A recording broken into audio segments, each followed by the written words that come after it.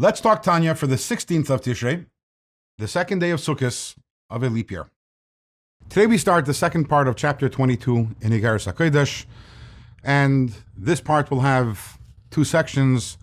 The first one will be talking about davening, the second one will be talking about Ahavas Yisrael. In the first part, the Alter Rebbe starts talking about davening, and it's easy to see that when the Alter Rebbe talks about davening, you sense in the tone of the Alter Rebbe's writing a certain urgency, a certain passion. The Alter Rebbe is very passionate. He wanted the Chassidim to daven properly, and he begs of his Chassidim to please to put in all the effort into davening properly, davening with kavana, with mindfulness. And the Alter Rebbe specifically requests to say every single word of davening out loud. And the Alter Rebbe says, I recognize that this is not easy. It takes a certain strength. First of all, internally, it's not easy to devote the time and the energy to davening on a daily basis.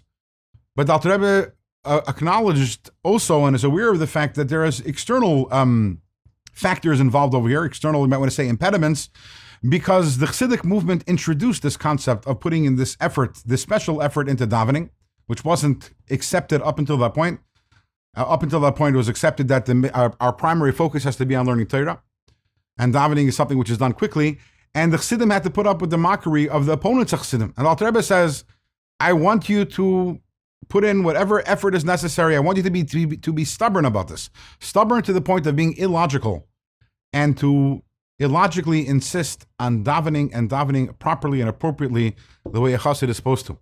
Alter Rebbe notes something interesting about the quality of stubbornness. You know, we usually look at stubbornness as something which is negative.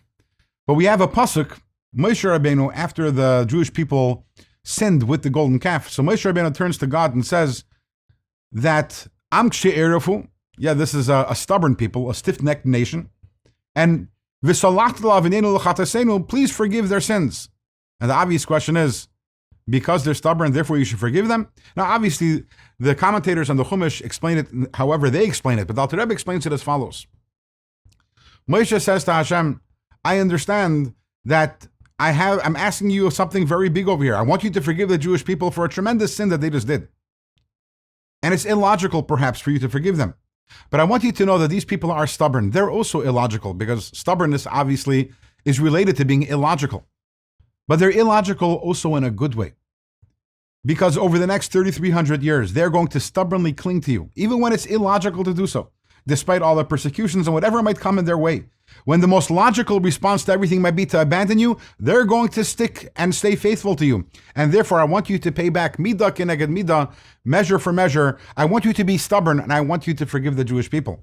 And Moshe got what he wanted. There's a positive quality in stubbornness, and Alter Rebbe is saying, please use out that stubbornness to daven properly. Then the Alter Rebbe shifts the conversation to Ahavas Yisrael. And the Alter Rebbe begs of his Chassidim, please, I want you to implant within yourself love for your fellow. Don't look at your fellow and don't see the person's flaws. Don't make judgments about your fellow. Don't condescend your fellow.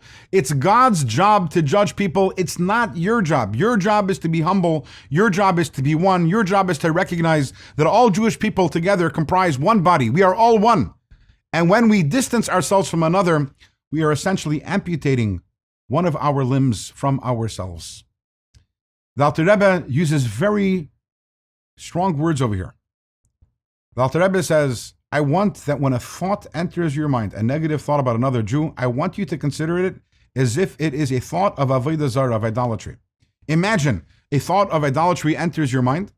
Immediately how you push it away from your mind, and you're horrified by the fact that you thought of that. The Alter Rebbe says, I want you to have the same reaction when a negative thought about another Jew enters your mind. And the Alter Rebbe says, Lashon Hara is terrible. You know what's even worse than Lashon Hara? Thinking something negative about another Jew. Because speaking is one thing, but ultimately speaking is not, the power of speech is not as united with the soul as the power of thought. The harm that you're doing to yourself by thinking negatively about another Jew is even worse than the harm that you do when you're talking negatively about another Jew. And this is the message of the Alter Rebbe to us as Chassidim. I want you to daven like Chassidim, and I want you to have Ahavas Yisrael. I want you to think positive about your fellow, never, God forbid, negatively about your fellow.